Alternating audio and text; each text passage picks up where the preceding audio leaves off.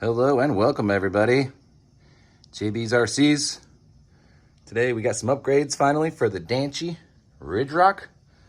This was my first large 1/10 scale crawler that I bought. So this one's a little different than most of the other ones I've bought. It's just a little less realistic, but it doesn't matter because it is fantastic for the price.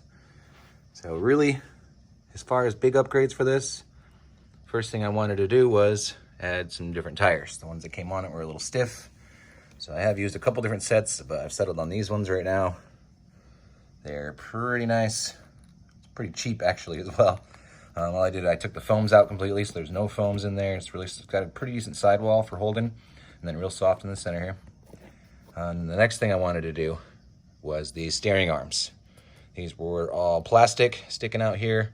They even bent a little bit sometimes when the wheels would get jammed up and you'd want to turn. So we put some metal ones on here. Now there are no metal ones that are made to fit this that I know of. So what we did is we looked online and we found a guy who made them from scratch. So I took a couple of his ideas and threw in a little of my own, and here we are. So inside of this pipe here is a 3mm threaded rod. I got 170 millimeter long pieces. At the ends, I just got some little plastic screw-on eye hooks, and they screwed right on the end of the threaded rod that's inside of there. You can just see it here. Of course, before I did any of that, I just took, this is actually some brake line, some actual automotive brake line. So I took that and stuck it over the 3mm threaded, cut it to length, and left a little bit of the thread sticking out on each end, of course, so I could screw in the eye hooks. After I put it on there, I bent it. I just used a vise and a pair of pliers. To fine tune it, I used a hammer, just tap, tap, just to get it as close as I could to the original and as far as the angles and stuff went. And then we got us just some steering arms. They're adjustable. As you can see, I have them pretty much closed all the way, but they fit. And just hooked the one end into the stock Hexfly HX 6S servo. Seems to do pretty good. It's got a servo saver on there, and these always worked good before, except, like I said, the plastic bar just bent.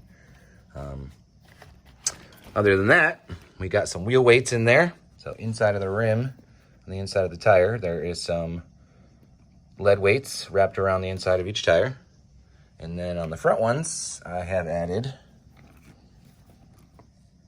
also brass weights around the inside of the rim that you can see there.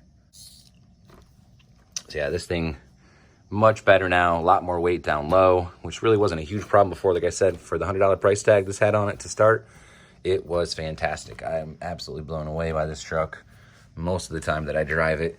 I'm really surprised at for $100 what they got out of this. It just, like I said, doesn't look really realistic. You can see the wires along the torsion bars there. I mean, the big motor, each axle has its own motor, but they're locked front and rear differentials. So you got two motors, 2 steering servos. So let's check it out, see how it went.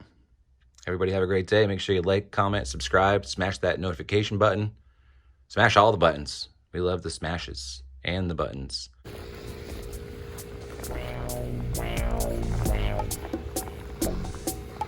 Wow.